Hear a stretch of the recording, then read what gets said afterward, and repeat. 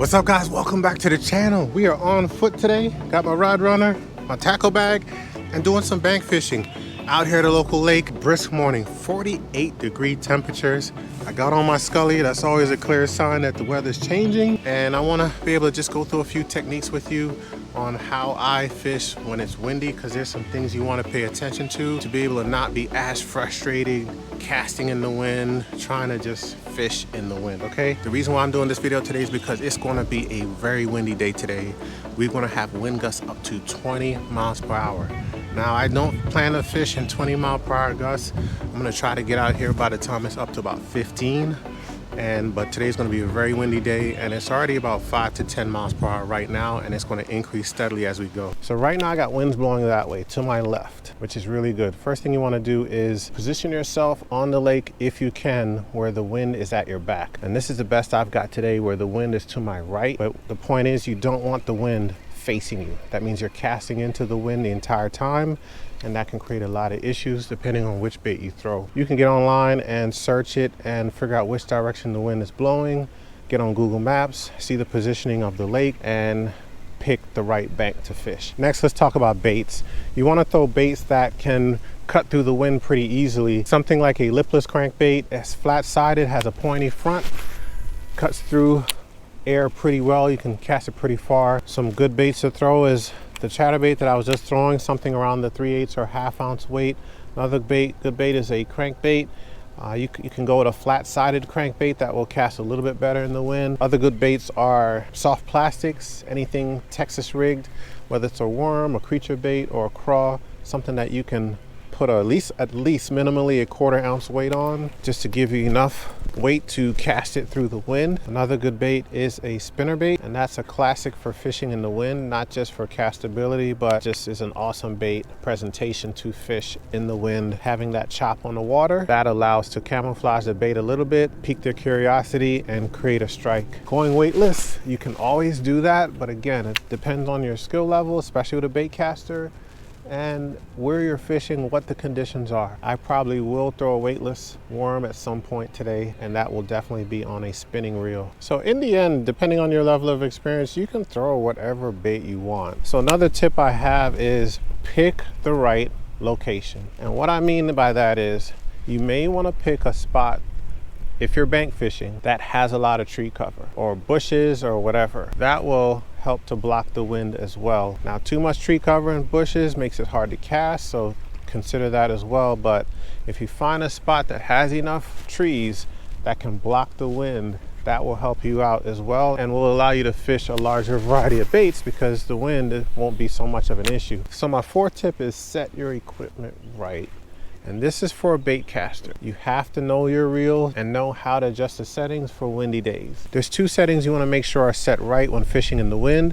One is your tension knob, and two, your brakes. You want to be able to have both of these set in a way that the reel is not too loose and flying too much line off, especially when wind hits you on your cast. That can create backlashes. Depending on the type of brake system you have, you'll have a knob that goes from 1 to 10, or you have to take off the side panel and adjust the internal brakes inside your reel. A basic setting inside your reel could be 2 brakes on, 2 off. If your reel has a braking system 1 to 10 on a dial, you may want to bump it up to 6 or 7, but you want to play with it a little bit. Again, it's up to your reel. A typical setting for a reel, especially if you're new to fishing a bait caster, is just have your braking system set in the middle. The brake controls how much line comes off your reel when you're casting. So does the tension as well. The tension is a lot easier. You either just tighten it up or loosen it, depending on your situation. A typical setting for a new or immediate skill level angler, you could have your tension, the typical setting where when you click your button, your bait goes down. I have mine pretty loose, but you can tighten this up so that it doesn't fall as quickly, and it'll fall slower like that. I'm using my thumb to demo it because I don't want to change my settings right now. So if you tighten it up, it's going to fall a lot slower, something like that. That might be your speed. This is how I have mine. Another way you can go is to throw a spinning reel. If you don't mind doing that all day, you can do that. You don't have to worry about anything I just said on that last tip. Now, regarding what kind of rod to use, try to go with something a little bit longer if you can. Some of the bank fishing areas don't really allow you to have a long rod because you got a lot of overhead hanging branches, so casting with a lot of stuff around you, it may not be an option. But if you can, I mean, I wouldn't throw anything less than 7-foot long rod. This is a 7'1", medium heavy. Having a longer rod allows you to cast further as well, and which is always a pretty important thing when fishing from the bank. Allows you to cover more water. If you can throw something anywhere from 7 foot to 7'4", 7'3", I mean, somewhere around there is a good length of rod to be able to cast pretty far on a windy day. But again, if all you have is a 6'10", or 6'8", man, go out there and throw that rod around as well. We're just talking about ideal situations here. Another tip is knowing the direction to cast. And what I mean by that is account for where the wind is blowing, right? If you're trying to hit a spot right in front of you and the wind is blowing that way, meaning it's blowing that way, you probably want to cast more over here. Again, depending on the weight of your bait and the type of bait you're throwing, you got to play around with it and see. But consider casting more to the right, because as that bait is flowing through the air, the wind is blowing it to the left. So it's kind of like a little trick shot casting. This wind is kicking up more and more. This wind is starting to howl. You can see the chop in the water all the way out. All right, guys, no luck at our first spot today. We're going to change locations, go to a whole different lake. Now that I've covered the techniques I wanted to cover and give you all the tips, just want to try to get on an actual bass, at least get one. The sun is starting to shine brighter. Maybe that will change the bite for the day, but I feel like a location change is probably the way to go. Let's go ahead and get to the next spot, try to get a bass. All right, tied on a spinnerbait. Got a little Kitech on here. I think this is a 2.8, very small Kitech.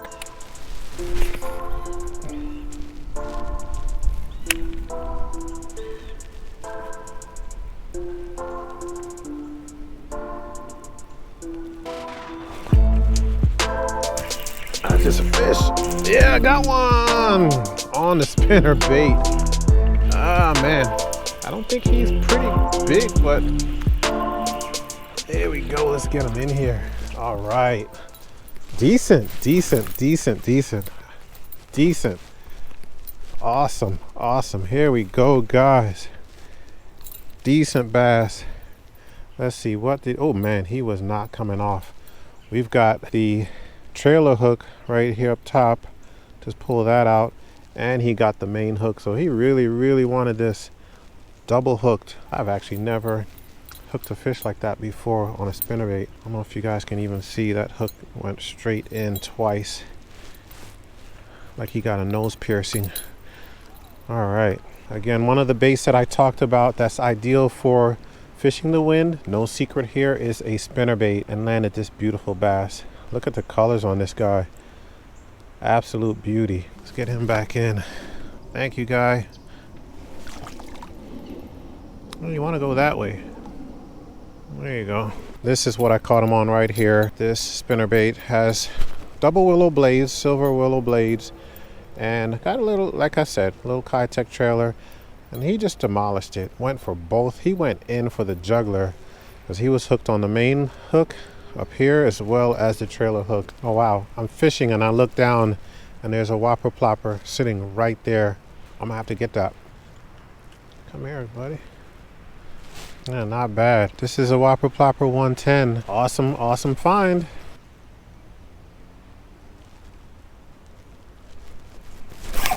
Got one. Got him. Weightless Senko. Got him. Here we go, guys. Let's get him in. Here we go. Fish number 2, weightless Senko right here, about the same size. Look at that hook. These fish are very decent. Hooked right in the top. Fall fishing at its best. In the wind. Don't stay in the house because winds are pushing 15 miles per hour or whatever. Get out and make it happen, guys. That's what we're doing right now.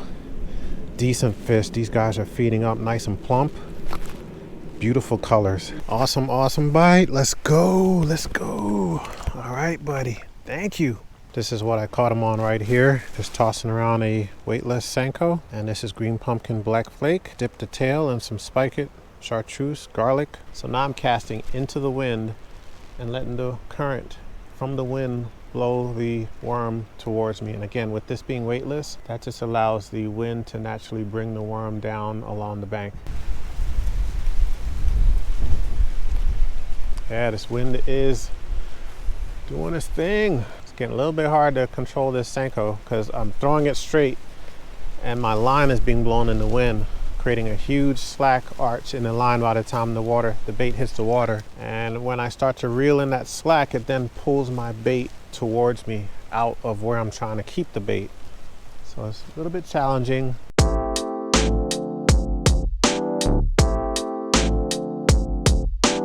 All right, so we got a couple at the last spot, heading off to spot number 3 before we end this video.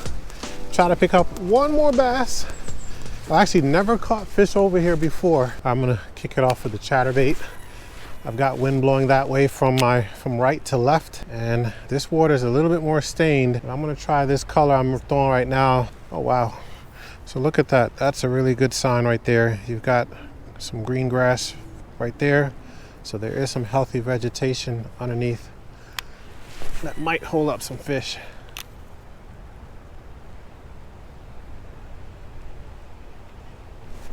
Third cast on the chatterbait. Oh, stay on, buddy, stay on. Oh, he must be nice because he is digging. Oh yes, this is a nice one. This is a nice one. Let's get him in here. Oh man, I tried to flip him in and broke my rod. Can you guys believe that? I just broke my rod on this guy. 3-pound bass. Wow. Was it worth it, guys? Oh my gosh, I broke my rod on him. Look at this monster fish. Very nice. On the chatterbait. I went to flip him, hoisted him up, snapped my rod in half. Look at this. Crazy, crazy, crazy. Dang. Wow. Come on, Dobbins. You should be able to handle that. Ah, man. All right. I'm going to lay that rod to rest. Jeesh. Here we go. Let me clean this guy up a bit. Feisty bugger right here. Nah, probably not a 3-pound. Probably 2 3/4. Let's get a weight on him. 265. 265 on the scale. So almost 2 3/4. Pretty close. This beauty right here. Look at this. Look at this guy right here. That's a first. That's a first. I said, let me bring him in, and went to hoist him up. Snapped this bad boy in half. I guess that was too much pressure on the rod. I was picking up some grass and said, let me get over. And guys, the wind is blowing this way. So little tip, typically it pushes the bait fish and then the bass follow on in towards in the direction the wind is blowing, and that's all coming this way. All right, buddy, I appreciate you. I appreciate you. Even though you broke my rod in half, I appreciate you. Solid, solid fish right here. Let's let him back. There you go. Off he goes. Might have to research a better rod. No ding on Dobbins in my book. I do like their rods. The Fury series is pretty nice. So it really did work out. I showed you that I was able to find some green vegetation, and that's always a good sign, especially as things start to die off heading into winter. Oh man. All right, here's where I cannot cast that way anymore. It is way too windy. I'm gonna go sideways. My bait is completely being blown to the side. But let's see what we can do.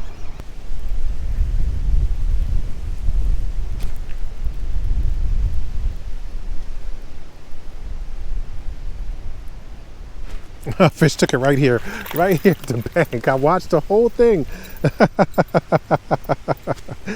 Man, he must have been chasing this thing down. Oh, look, he has a hook in him already. Ah, okay, we're gonna try to save you, buddy. I'm glad you're still eating. Yeah, he's got a gut hook in him that someone just cut it out and left him hanging. Let me get back over to my tackle box and try to get this fish fixed up. All right, let's get this guy back in the water. I was able to get the hook out. I hope he survives. I hope he survives. Has a slight injury there. Ah, there you go. Excellent. All right, this wind is blowing. I don't know if you guys want to see this cast and see my bait get pushed to the left on that. crazy. Throw it there, land there. But man, this wind is really kicking up. So this will probably make this my last spot for the day. Whew.